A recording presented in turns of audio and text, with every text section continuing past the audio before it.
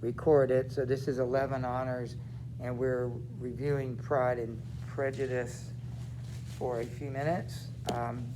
Anybody like to go first? Basically tell me what you liked about it, or what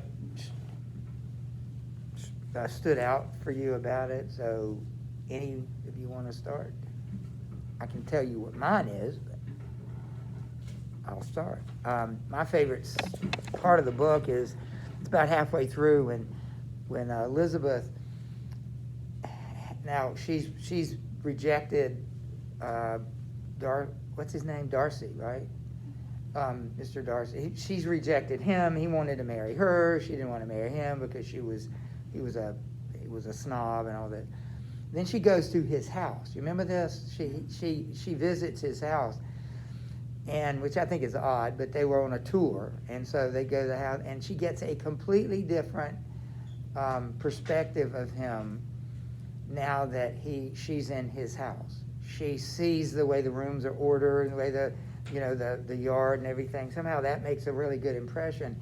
But most of it's when the servants really like him, and as I recall, she can't understand why. I said, why in the world would you like this guy? And they say all these nice things about him, and she can't figure out why. And she begins to see him differently, and it begins to change her view of him. And of course, later he is apologetic. He admitted that he came across the wrong way, but it all started when she saw where he lived. I imagine if we went to each other's homes, or anybody you don't know very well in school, and I imagine it would change your perspective of that person. This is where you live. These are their neighbors, and this is the interactions. We'd see you in a different light, and I think it's probably a good thing that we would see each other that way. But anyway, that's my favorite part of the book.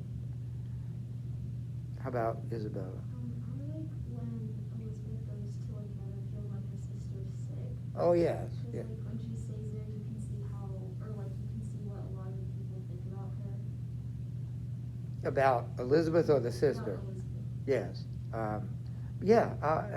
Very good. Yeah. Anything else about the book that you liked or impressed you? I just liked it in general. You did like it. I liked it too. I can't say I liked it when I was 16 or 18 whenever I read it, but I did like it as an adult reading it. What about? I think my favorite part of the book is when her sister gets married to Mr. Wickham, and it's really shameful to the family, but Darcy pays for everything, and he does it just for Elizabeth. So I think that's my favorite part.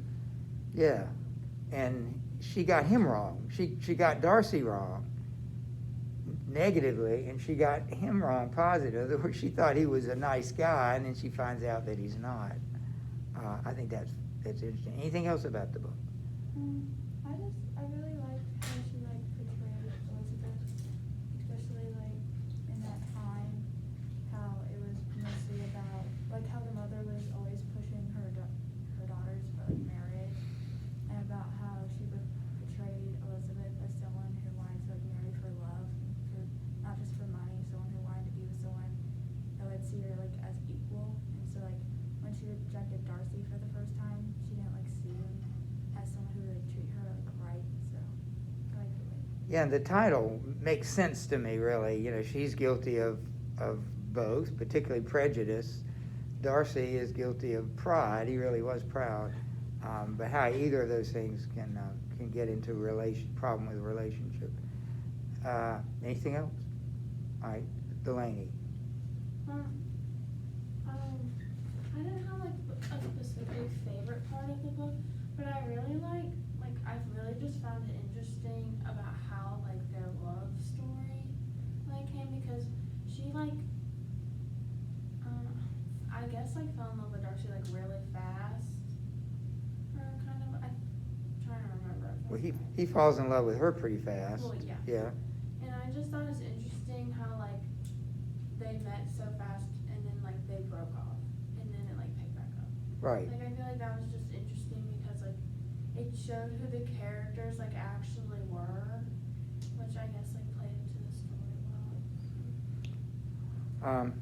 You know, I don't know what this book teaches you about marriage, but that's something you three will probably happen to you, right? I don't know if it's something you look forward to or something I don't know how you feel about marriage. I don't know how people your age, particularly girls, I didn't think about it literally till I met my wife in college. It was post-college, but you know, it was not something I went through my life thinking I'm going to get married. I never even thought of that. I never thought of that. So I don't know. Well, I'll make a safe question. What do you think generally people your age, well, let's put it this way, at Caldwell, think about marriage? Girls. What is your view of marriage, at least what appears to be the common view of marriage? Most want to get married because, I don't know, I feel like girls think about it more probably. Yes, makes sense. So people are still considering it. I mean, in the culture, I don't know what's going on with the culture, but people, you know, marriage is, I mean, you can do all sorts of things outside of marriage. And so that's what's the lure of marriage anymore. Any other thoughts about the way your friends, your contemporaries think about marriage? That isn't something you probably think a lot about. I mean, you know it's inevitable. You're what, 16, 17? Thinking 10 years ago you were 7, right? And so 10 years from now you'll be 27. You'll have graduated from Caldwell. You'll have graduated from college, started a career or a job, and gotten married and have children. Just think of all those things that are going to happen to you, more than likely, statistically, would happen to you by the time you're 20, by 10 years. Is that depressing or is that exciting? I mean, literally, the biggest things that will ever happen to you are going to happen to you in the next 10 years. It's like you've been just the same all these years, and all of a sudden now you're on the verge of graduation. That's going to be the first big thing. And then college and all those other things. Our first child was born when I was 28. My wife was 26, 24. I don't know how old she was. I'm 2 years older than she is. But by the time we were 28, we had already had, and I think I was 29 or something when our next one came. I don't know. But that's not that long, not far from here. So, well, any other thoughts about the book, about marriage? I will take that, and you can put it in the basket if you want to staple it together. And just, the stapler is somewhere. Do you see it? I don't- It's right here.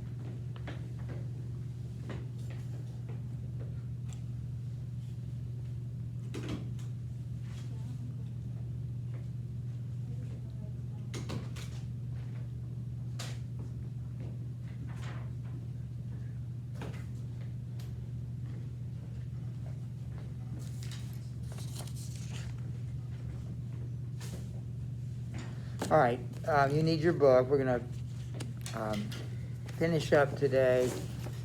This is the first day of autumn. Did you know that? Okay. I think we talked about that. Well, we're going to do a poem entitled To Autumn. It's, yes, you're going to need it.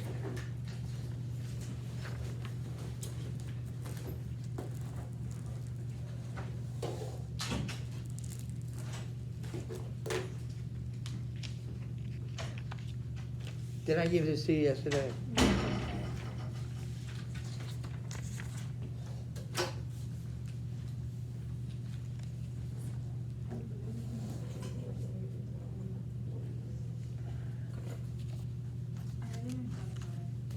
I literally thought about it because I was about to ask me, and I literally told her, I'm not getting married. In my phone.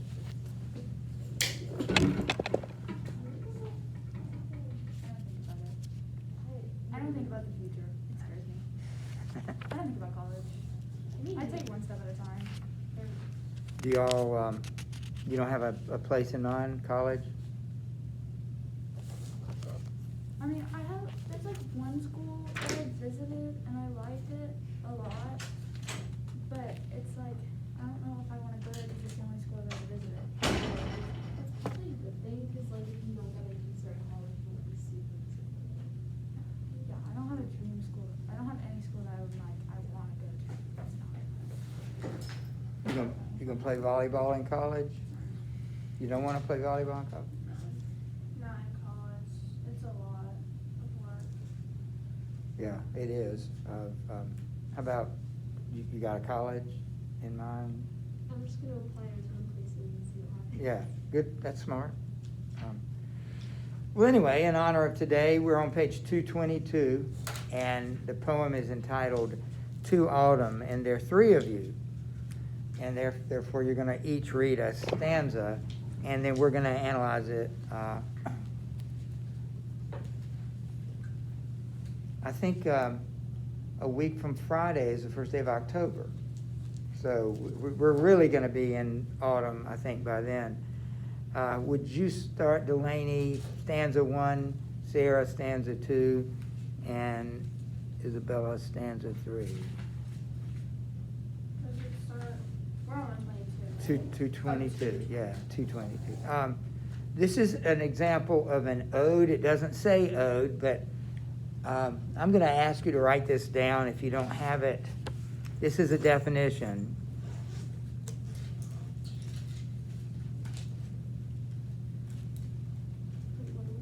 You're going to write a definition of an ode, O-D-E, because this is the word ode is not in the title, but it's implied. So an ode to autumn is what it's really saying.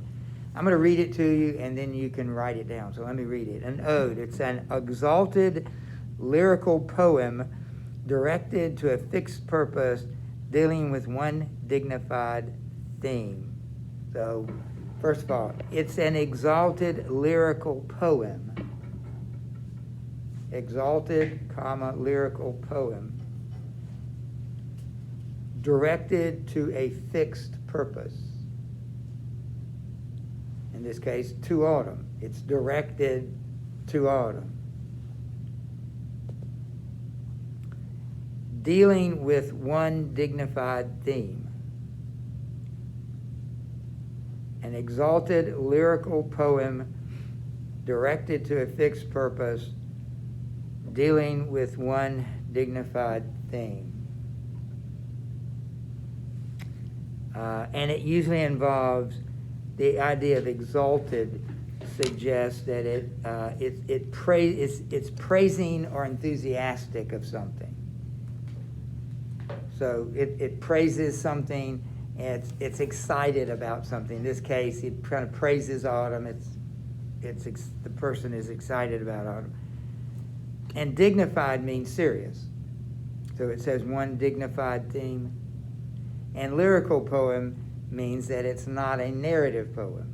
It doesn't tell a story. Narrative poems tell a story. This is a poem that does not tell a story. All right, so we'll start with Delaney, and then we'll work our way through it. I'm gonna start where it says seasons of Season of Mist and Mellow Fruit Flies, yeah. Seasons of mist and mellow fruitfulness, close bosom friend of the maturing sun, inspiring with him how to load and bless with fruit in the vines that round the thatcheries run, to bend with apples the moss cottage trees, and fill all fruits with ripeness to the core, to swell the ground in the plump hazel shells with a sweet kernel to set budding more, and still more later flowers for the bees, until they think warm days will never cease. For summer has o'ergrimmed their palmy chills. You want to keep going? No, we'll go to Sarah. Who has not seen thy oft amid thy store?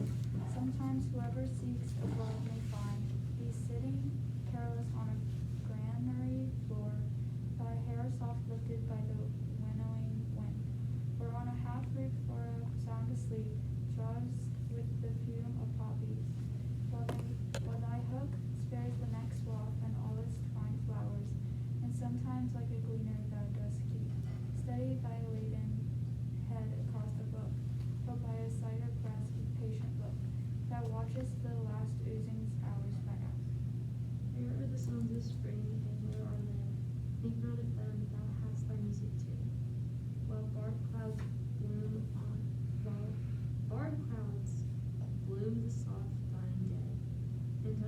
marble plains with rosy hue, and in a wilful choir the small gnats born, among the river sallows born aloft, or sinking as the light wind lives or dies, in full-grown lands loudly tranquilly born. Hedge crickets sing, and now with treble soft, the redbreast whistles from on croft, and gathering swallows twittering the skies. All right, so we're going to read it again, but we're going to work through the questions this time as we read it. So let's take a look at the questions. I'm going to define these words to you. So hook, this would be a threshing tool, you know, something that's used to cut down the crop in order to get the fruit off of it. Barred in 25 means literally the shape of bars, like it says, while barred clouds bloom. Okay, so that means that they're in the shape of bars, you know, up and down or left and right. Sallows are willow trees.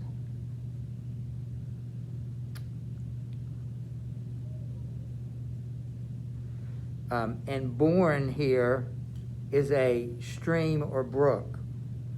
It says, and full loud bleat from the hilly bourne, from the stream or brook. And a croft, where is that? 32.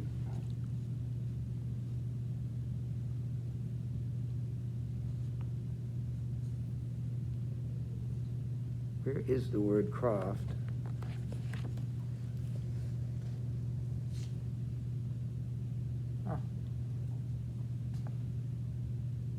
Oh yeah, the redbreast whistles from the garden croft. It's a garden near a house. It would be called a croft. It's a garden that's right on the side of a house.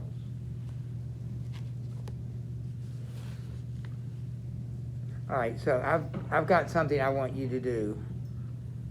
It's question number 2. Sight, sound, smell, taste, and touch. I want you to find at least one example of each of those senses and write it down. Yes? Can you repeat what hook? Hook would be a threshing, not a threshing, but a harvesting tool. Something, to cut, like a scythe or a sickle, something to cut down. What was bear? Yeah, or barred means the shape of bars, like jail bars that go up and down, or stripes that go across the, that's probably more what it is. It's more horizontal than vertical. So I want you to find examples of each of those: sight, sound, smell, taste, and touch. I want you to write it down, and put quotation marks around it. So exactly as you see it.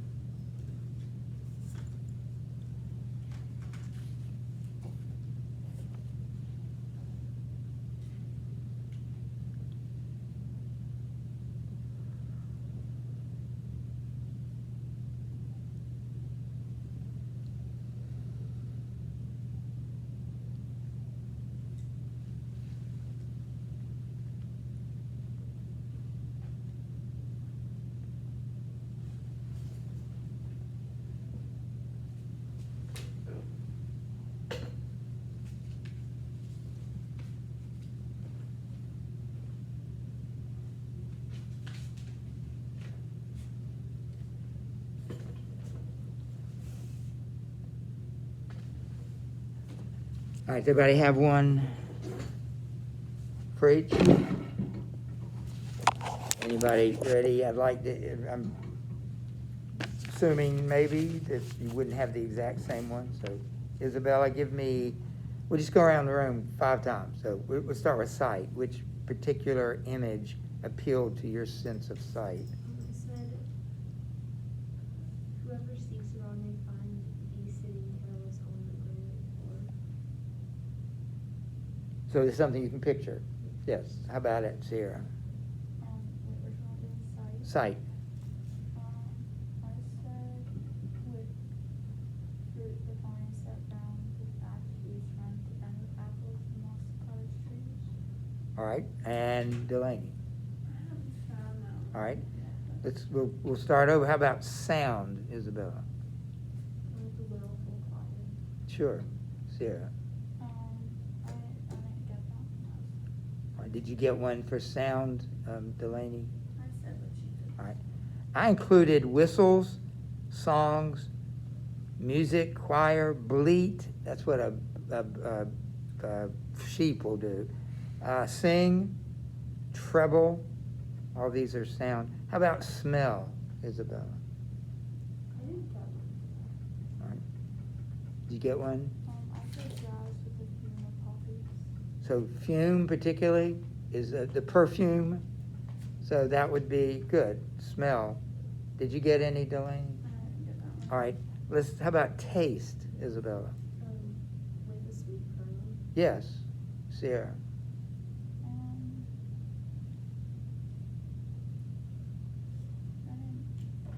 Would fill all fruit with brightness the core be one, or would that be talking about like trees growing? Say that again. Would and fill all fruit with brightness to the core be talking about that, or would that be talking about the trees like the apples like becoming bright? Well, either way, I think, are we doing taste or touch right now? Taste. Yeah, either way, I think it evokes taste. Just the word apple evokes a taste. Anything, Delaney? I said and fill all fruits with brightness to the core. Okay.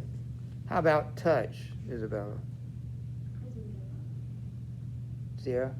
I said thy hair self lifted by the wind. Yeah, very good. Delaney? I didn't get that. All right, so I've got a list here. Why don't you add to that list? We'll go back to sight. Sun, mist, the word barred. You know, I can see those stripes, stubble, field, rosy hue, red breasted, like a bird. The red breast whistles, that would be a robin. Sound, songs, music, I think I mentioned this. We won't do that one. Sound, also Twitter, that's a sound. I only have one smell, but the taste would be fruit, sweet, I think you mentioned that, cider. The touch would be sun, plump, warm, clammy, soft, wind, oozing. And there are lots of words that appeal to two senses at the same time. They overlap. You know, anytime you think of eating, don't you think of texture? I mean, I knew somebody that wouldn't eat certain things because of the texture of those things. Does that ring a bell? Have you ever been that way? I just tastes great, but I just don't like the way it feels. Anyway, all those are examples of imagery. Why do you think there's lots of imagery in a poem about fall? Why would imagery be an obvious device that a poet would use here? Because it like fall's all about the seasons changing and like the trees like becoming orange and yellow and the temperature also changing. Good, very good. It's perfect for that, right? It's just all sorts of different senses. All right, look at number 3. Are the images arranged haphazardly, or are they carefully organized? In answering the question, answer the following. So let's look at A, B, and C. What aspect of autumn does each stanza focus on? So take a look at each stanza and see if you can figure out a aspect of autumn that that particular stanza focuses on.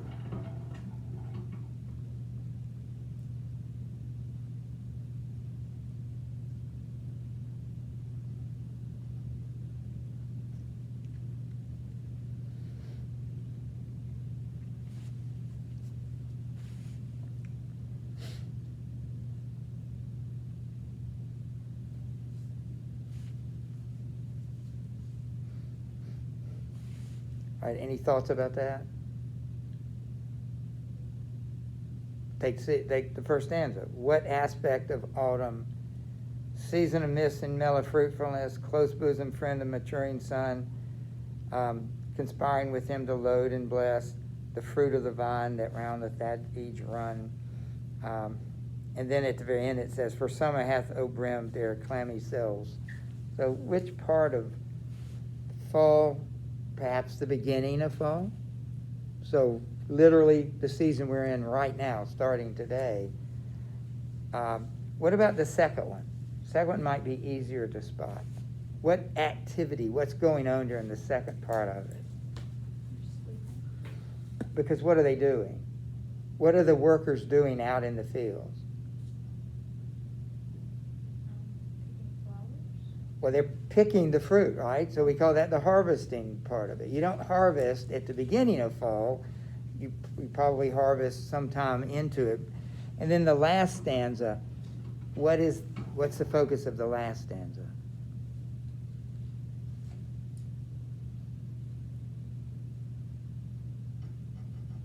Look at these images. While barred clouds bloom the soft dying day and touch the stubble plains with rosy hue, then in a wailful choir, the small gnats mourn among the river sallows, or sinking as the light wind lives or dies. What part of the season does that appear to be? It says it's a stubble field. What's a stubble field? What's stubble? Anybody have any idea? Well, if the first one is the beginning, the second one is the harvest, then what's left? It's over. So all the fields have been harvested. Now there's just stubble. There's just those corn stalks that are, they don't have any corn on them anymore because and they're usually dying.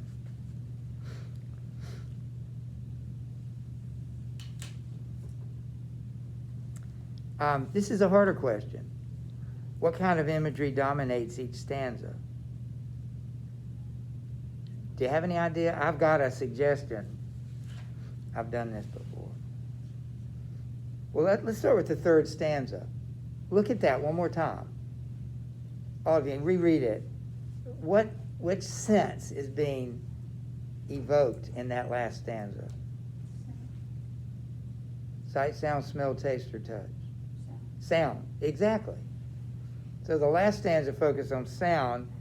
I said touch and sight was the first stanza, and touch particularly